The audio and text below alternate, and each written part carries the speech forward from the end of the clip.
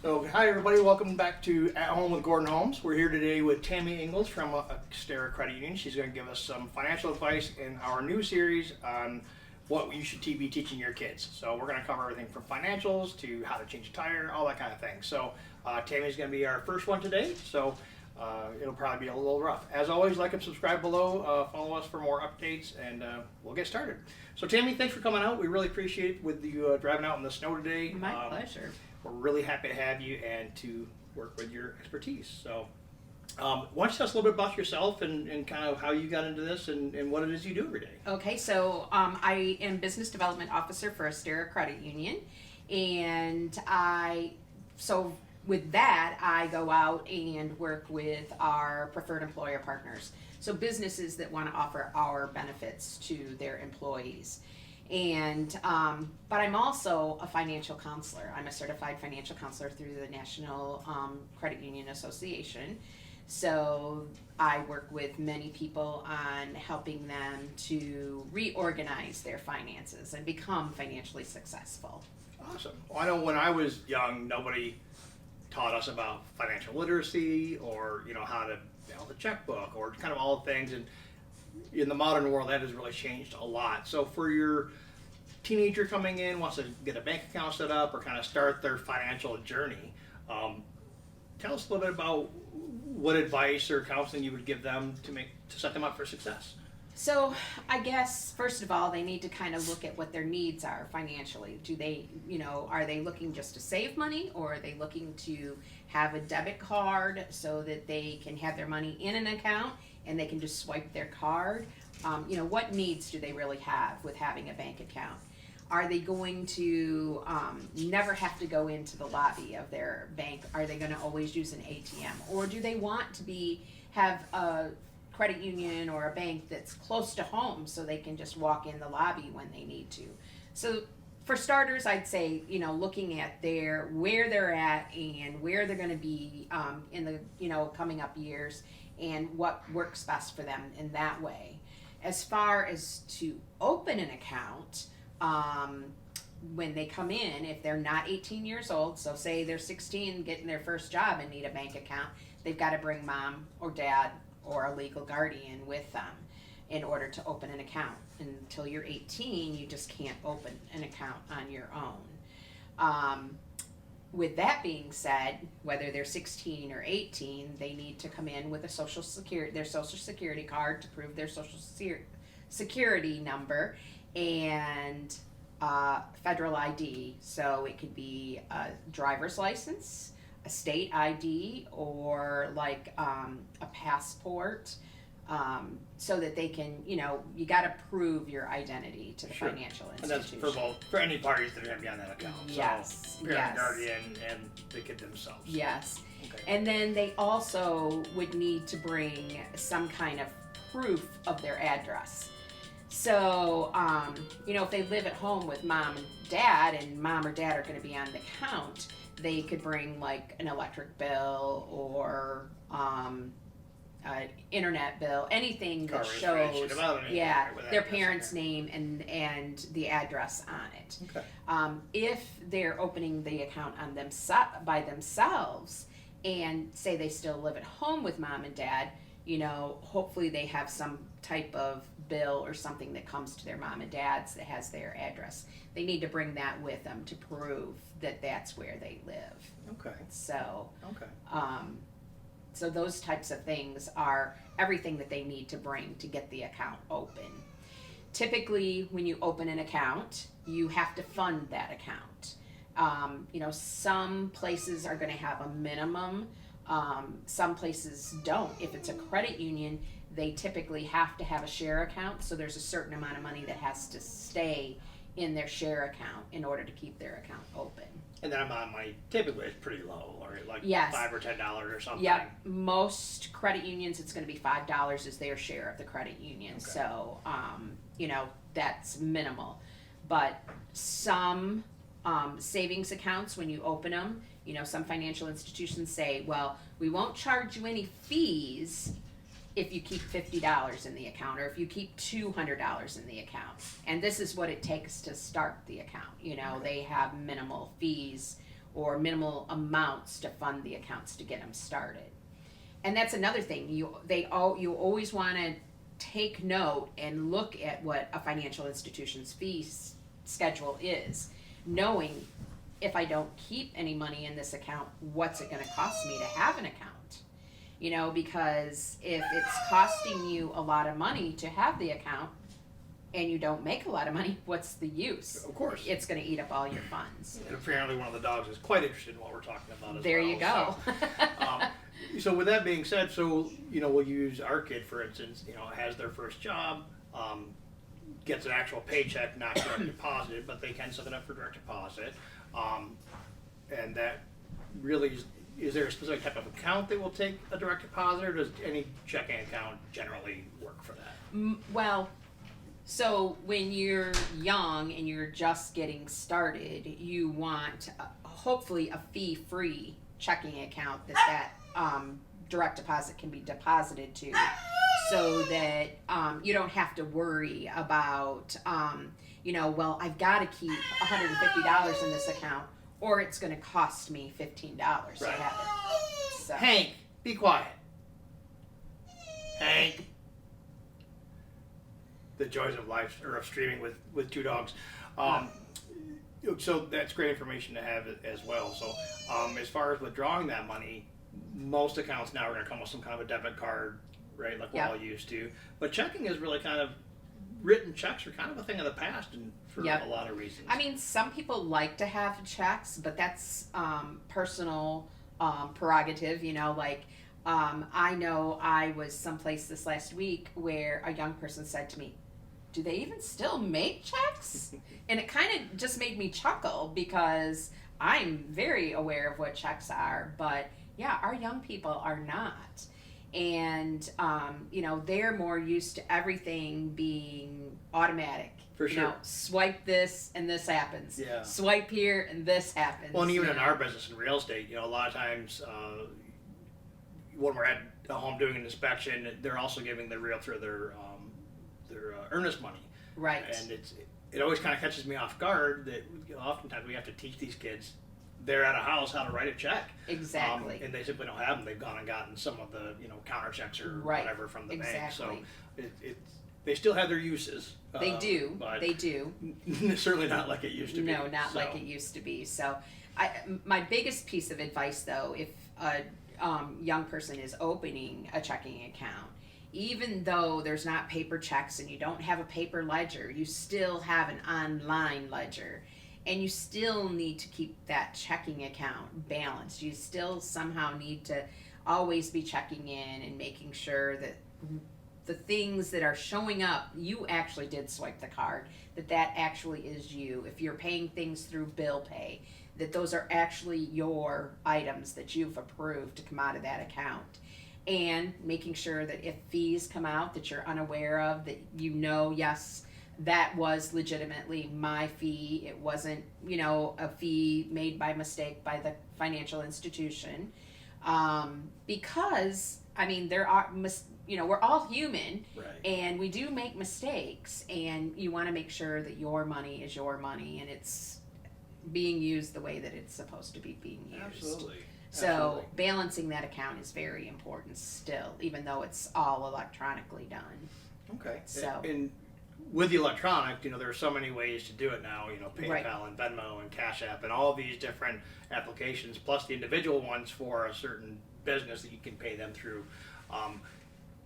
Two-factor authentication is a huge deal in a lot of financial institutions and such. So we definitely want to make sure that we're being as secure as we possibly can. Absolutely, absolutely. With those sorts of things.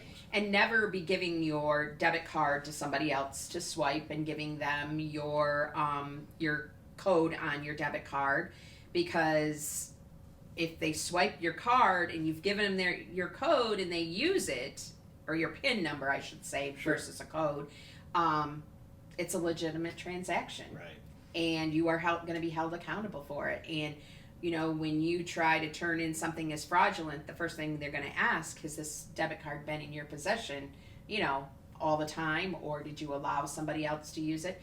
The minute you say you allowed somebody else to use it, it's your responsibility. It's not anybody else's at that point. Good to know. Good to know. Yeah.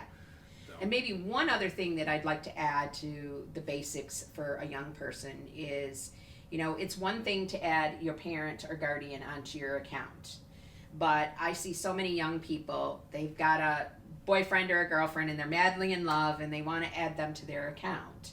And the thing is when your account becomes joint with somebody, they have equal access to all the funds in that account. So say you have a $500 savings account and they have no money and they decide to go buy something with that $500 and it's your $500. There's nothing you can do about it. It's their money just like yours if you add somebody joint to your account. For sure. It's so funny you say that. Actually, we have I won't mention names, we have a family member who was just in that exact situation. And there was a breakup and that other person went and, like $1,500. And this is a young person who's reaching out on their own and didn't have that $1,500 to spare. And there was just no recourse because they had put that other person on that account. So. You only want to put somebody on your account if you 100% trust them. And so, like I said, a parent or guardian is one thing, but when it comes to anybody else, I would say if you're not married, they don't belong on your account, Yeah. And even then, sometimes. Sometimes, for sure.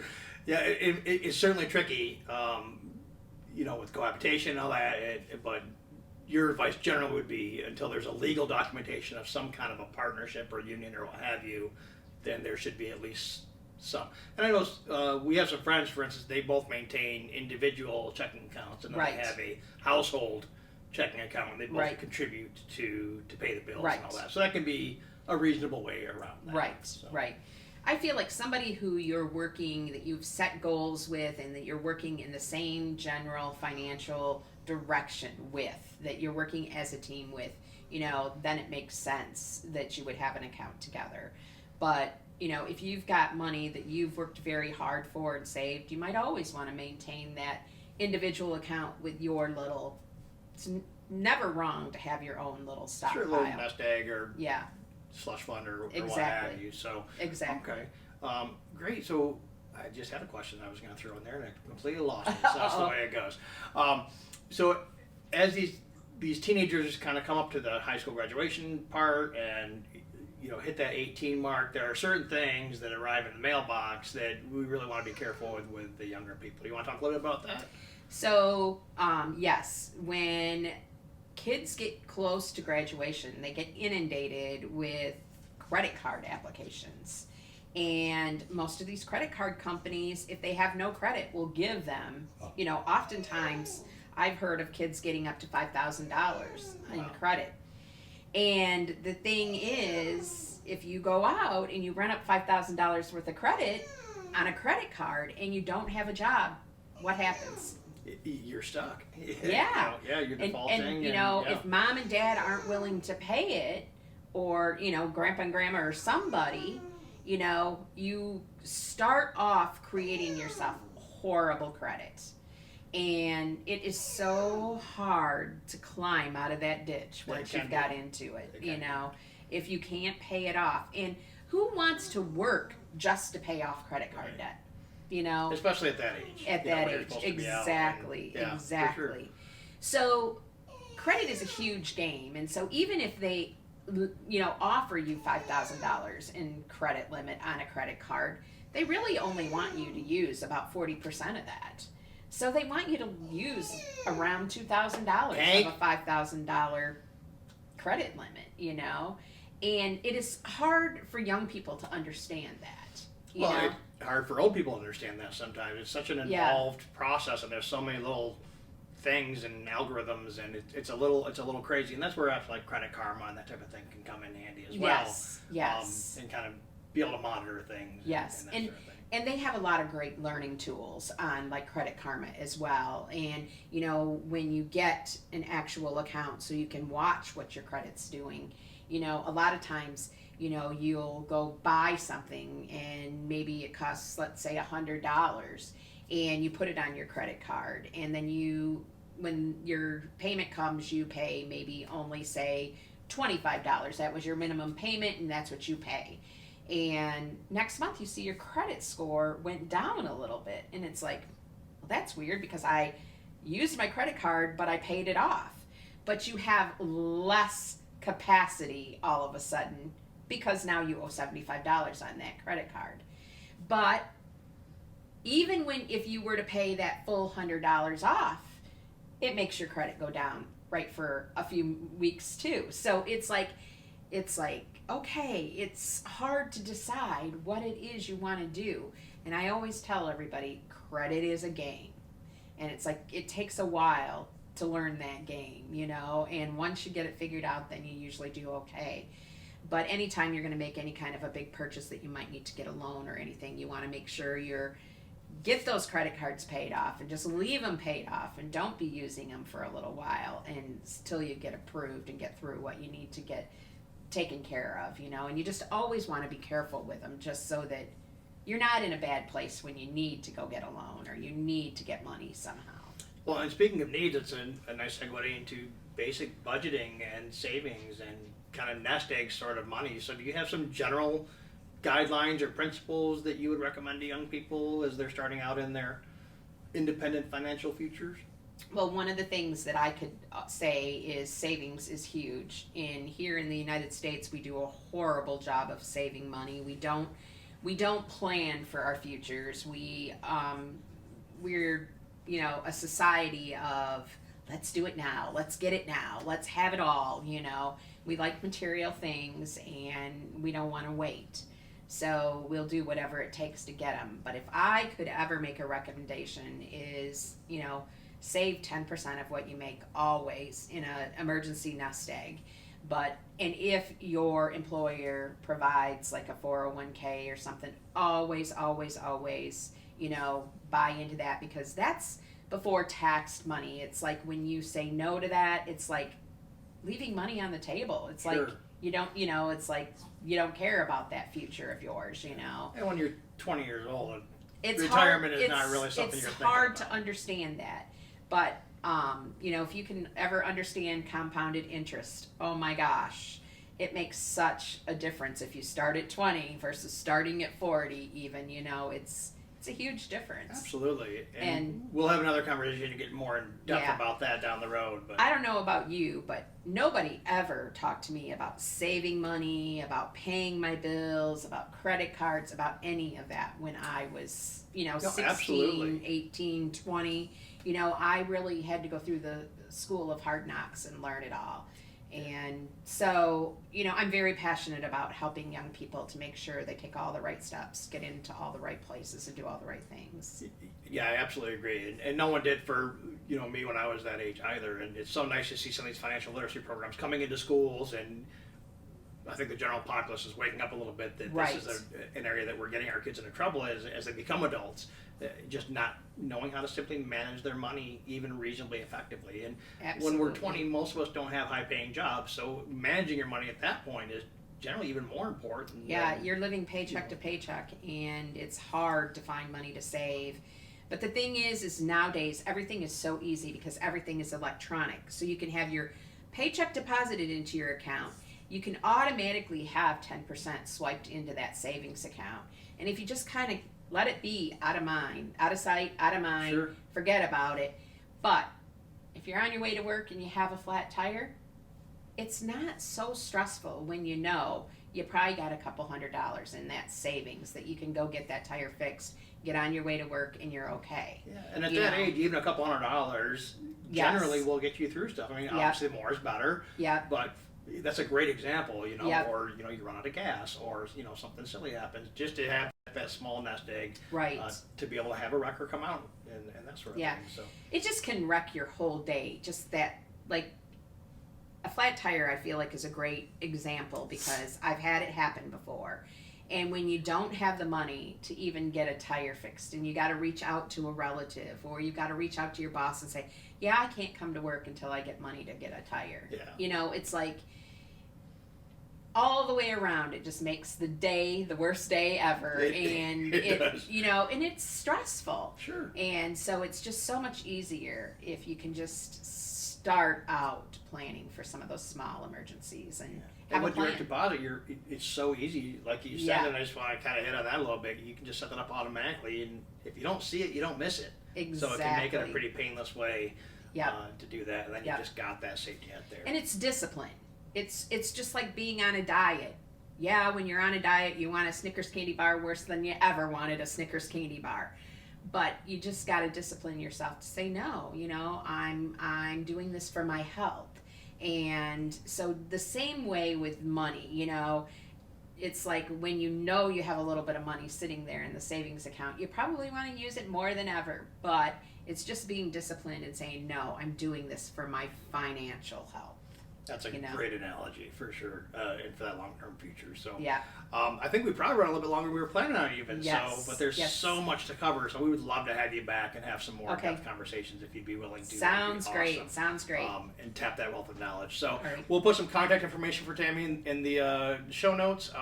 Astera Credit Union, which is a great organization, and if people have questions or other concerns, or we'll get you in touch. All right. Thanks very much, Tammy. It was great. Thank you so much.